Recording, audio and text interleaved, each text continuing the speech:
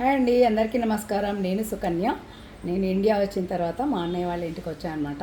మా అన్నయ్యకి కొడుక్కి చిన్న పాప పుట్టిందనమాట. ఆ పాపను చూడడానికని ఇలా వచ్చాను. వస్తే మా అన్నయ్యకి ఇష్టమైన వంటలు, నా మేనల్లుడికి ఇష్టమైన వంటలు వండాలనే కాంక్ష నాకుంది. వాళ్ళ కోరికను తీర్చాలి అనేది నా ఇంటెన్షన్ అనమాట. సో ఆ వీడియో చేస్తూ ఆ వంటలు చేస్తున్నప్పుడు మీ అందరితో కూడా షేర్ చేసుకోవాలని, అందరూ కూడా మన ఫ్యామిలీస్తో కలిసినప్పుడు, మనం కలిసి వంటలు చేసుకున్నప్పుడు, మనం కలిసి ఎంజాయ్ చేసినప్పుడు వీడియోస్ ఇవన్నీ కూడా పెట్టుకుంటే అన్ని ఫ్యామిలీస్లో కూడా ఇలాంటి సందర్భాలు వచ్చినప్పుడు మీరందరూ కూడా ఇలాగే చేసుకోవాలని నా మనస్ఫూర్తిగా కోరుకుంటూ ఈరోజు మా అన్నయ్యకి ఇష్టమైన దోసకాయ నిలవ పచ్చడి పెడుతున్నాను అనమాట, ఫ్రెష్ పచ్చడి. సో అదంతా కూడా మీతో షేర్ చేసుకోవాలనేసి ఈ చిన్న వీడియో తీస్తున్నాను. దోసకాయకి కావాల్సిన ఇంగ్రీడియంట్స్, క్వాంటిటీస్ అన్నీ కూడా మీకు చెప్తాను. మీరు కూడా ట్రై చేయండి. చాలా రుచికరమైన దోసకాయ పచ్చడి అనమాట. సో ఇది 2 kgs దోసకాయలండి. మా అమ్మగారు నాకు హెల్ప్ చేస్తున్నారు, తరిగిచ్చారనమాట. దానికి కావాల్సిన ఇంగ్రీడియంట్స్ ఏంటంటే జీలకర్ర, పల్లి నూనెనే వాడతాను నేను పచ్చడిలోకి. నువ్వుల నూనె కానీ పల్లి నూనె కానీ వాడుకోవచ్చు. అలాగే మెంతులు, అలాగే 3 మ్యాంగోస్ కారం వాడుతున్నాను నేను ఇక్కడ. ఈ క్వాంటిటీస్ని బట్టి ఇక్కడ కప్స్ మీకు మెజర్ కోసమని కప్స్ పెట్టాను. నేనైతే మెజర్ చేయను, మామూలుగా చేతి కొలతతోనే వేస్తాను. కానీ అందరికీ తెలియాలి కాబట్టి ఇలా కప్స్లో పెట్టుకున్నాను. ఇది జింజర్ గార్లిక్ పేస్ట్, ఇది ఆవాలు, ఇది వచ్చేసి మెంతులు, జీలకర్ర, ఇది 3 మ్యాంగోస్ కారం. 2 కప్స్ పడుతుంది అనమాట. 2 kgల కప్పుకి 1 kg కాయలన్నమాట. ఇవి దోసకాయలు. ఉప్పు మన రుచికి సరిపడా వేసుకుంటాము. ఇవన్నీ కూడా ముందుగా దోరగా వేయించుకుంటాం అన్నమాట. ఏదంటే జీలకర్ర, మెంతులు బాగా దోరగా వేగిన తర్వాత ఆ వేడి దాంట్లోనే ఆవాలు వేస్తాము. ఈ వెల్లుల్లిపాయలు ఉలవలేదు, ఇలాగే మీకు చూపిస్తున్నాను. ఇవి పొట్టు తీసేసి తాలింపులో వేస్తాను అన్నమాట. కొంచెము కచ్చాపచ్చాగా రఫ్గా దంచేసి తాలింపులో వేసుకుంటాను. తాలింపు కూడా ఆయిల్ కాచి తాలింపు వేసి చల్లార్చిన తర్వాత, అది దింపిన తర్వాత స్టవ్ కట్టేసిన తర్వాత అప్పుడు ఇంగువ వేస్తాను, లేకపోతే ఇంగువ మాడిపోతుంది. అలాగే కొంచెం పసుపు వేసుకుంటాము. కొంచెము రుచి కావాలి అనుకున్న వాళ్ళు కొంచెం నువ్వుల పొడి కూడా కలుపుకోవచ్చు. నువ్వులు ఏంటంటే మనకి ఐరన్ ఉంటుంది కాబట్టి నువ్వులు కూడా వాడితే పచ్చడి టేస్ట్ ఉంటుంది, మనకు ఐరన్ అందుతుంది. నువ్వులు కూడా వేసుకోవచ్చు. నేను వేస్తాను. నేను ఇక్కడ మీకు పెట్టడం మర్చిపోయాను. నువ్వులు కూడా వేస్తాను అనమాట. నువ్వులు ఇప్పుడు పెట్టి చూపిస్తాను మీకు. చేస్తున్నారు అనమాట దోసకాయలు తరిగేయడంలో నేను చేస్తూ ఉంటే. అలాగే గింజలు కొన్ని తీసి పెట్టాము మేము. చాలా 2 kgs కంటే చాలా గింజలు వస్తాయి కదా.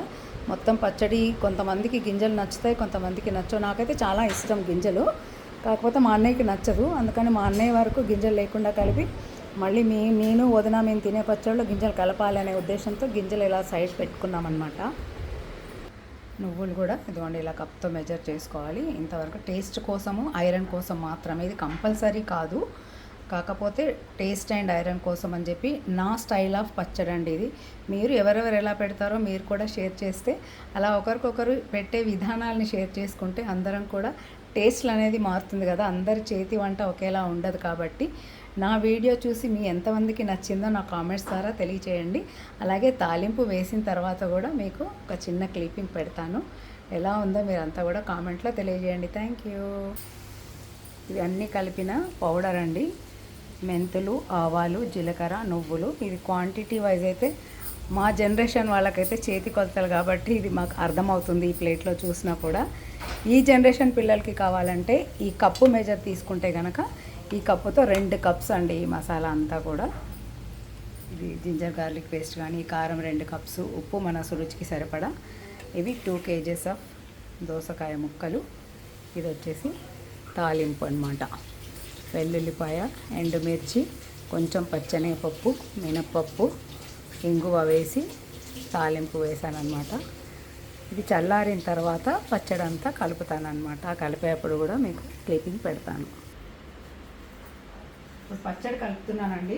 ఈ దోసకాయ ముక్కలు దగ్గర నుంచి చూపించిన దోసకాయలు క్వాంటిటీ ఈ 2 kgs దోసకాయలు. ఇవి 2 kgsకి నేనైతే నా చేతి కొలత కాబట్టి నేను ఇలా చేతితో తీసుకుంటాను అనమాట. ఈ దోసట్లో వేసుకొని 2 వేసుకుంటున్నాను. తక్కువైతే వేసుకోవచ్చు, ఎక్కువైతే కాకూడదు కాబట్టి ఉప్పు ఎప్పుడు కూడా చూసుకొని వేసుకోవాలి. అలాగే కారం ఈ కప్పు మీకు కొలత చూపించాను కదా. ఈ జనరేషన్ పిల్లల కోసం కప్పు కొలత అండి, మాకైతే చేతి కొలతే కాబట్టి ఈ కప్పులో వేసుకొని 2 kgలకి 3 మ్యాంగోస్ కారం. ఇది 2 కప్పులు అనమాట. 2 కేజీలకి 2 కప్పులు. మేము కొంచెం స్పైసీ తింటాం కాబట్టి 2 కప్పులు. స్పైసీ తినని వాళ్ళకి 1.5 కప్పు కూడా వేసుకోవచ్చు. ఇది 3 మ్యాంగోస్ కారం వాడా నేను. మీ ఇంట్లో ఏ కారం ఉంటే ఆ కారం కూడా వాడచ్చు. ఏదైనా మన టేస్ట్కి తగినట్టు మనకి నచ్చినట్టు వాడుకోవచ్చు. ఇదే వాడాలి ఇదే తేవాలి అని ఏం లేదు. మనకి టేస్ట్కి ఏది కుదిరితే అది వాడుకోవచ్చు. ఏది ఇంట్లో ఉంటే అందుబాటులో అది కూడా పెట్టుకోవచ్చు. కాబట్టి ఇదే తేవాలి అని ఏం లేదు. ఇదేమో అన్ని పౌడర్స్ అనమాట. ఇవన్నీ కలిపి ఇది బాగా కలుపుకోవాలి. కలిపిన తర్వాతే మనం ఆయిల్ అనేది తాలింపు పెట్టుకున్నాం కాబట్టి ఆయిల్ అప్పుడు తర్వాత వేసుకొని కలుపుకోవాలన్నమాట. ఎప్పుడు కూడా నిలువ పచ్చళ్ళల్లో తాలింపు అనేది కొంచెం చల్లారిన తర్వాత గోరువెచ్చదే కలుపుకోవాలి.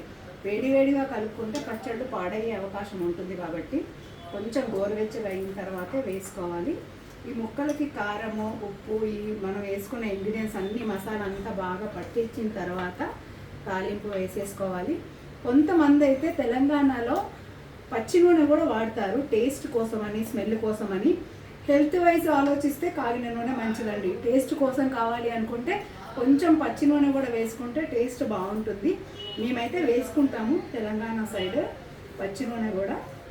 కాబట్టి ఎవరి టేస్ట్కి తగినట్టు వాళ్ళు చేసుకుంటాము. ఇది ఇలాగే చేయాలి అనేది ప్రాంప్ట్స్ అంటూ ఏమీ ఉండవు. ఏ వంటకాలకైనా కూడా ఏ ప్రాంతాన్ని బట్టి అలా మనం చేసుకుంటూ ఉంటాము.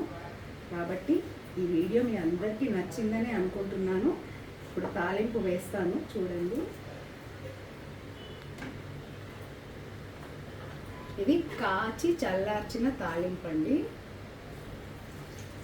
ఎల్లుల్లిపాయ, అల్లం వెల్లుల్లి పేస్టు, ఎండుమిరపకాయలు, పచ్చనగపప్పు అన్నీ వేసిన తాలింపు గుమగుమలాడుతూ ఉంది. మీకు వీడియోలో గుమగుమలు రాకపోవచ్చు కానీ నేను చెప్తేనే మీకు నోరూరుతూ ఉండొచ్చని అనుకుంటున్నాను. గుమగుమలాడే దోసకాయ నిలవ పచ్చడి, పచ్చి దోసకాయల నిలవ పచ్చడి అండి ఇది. మీరందరూ కూడా ట్రై చేయండి, చాలా బాగుంటుంది. ఏ సీజన్లో ఆ సీజన్ పచ్చళ్ళు పెట్టుకోవాలి. అందరూ కూడా ఇంటి వంటకాలనే డెవలప్ చేసుకోవాలి. బయట కలర్స్ కానీ అలాగే ప్రిజర్వేటివ్స్ వాడినటువంటి వాడకూడదు. హెల్త్లు పాడవుతాయి కాబట్టి మనం మ్యాక్సిమం ఇంట్లో చేసుకోవడానికే ప్రయత్నించాలి. ఇంటి భోజనానికే ప్రాముఖ్యత ఇవ్వాలి అంటాను నేను. మీరేమంటారు? Thank you.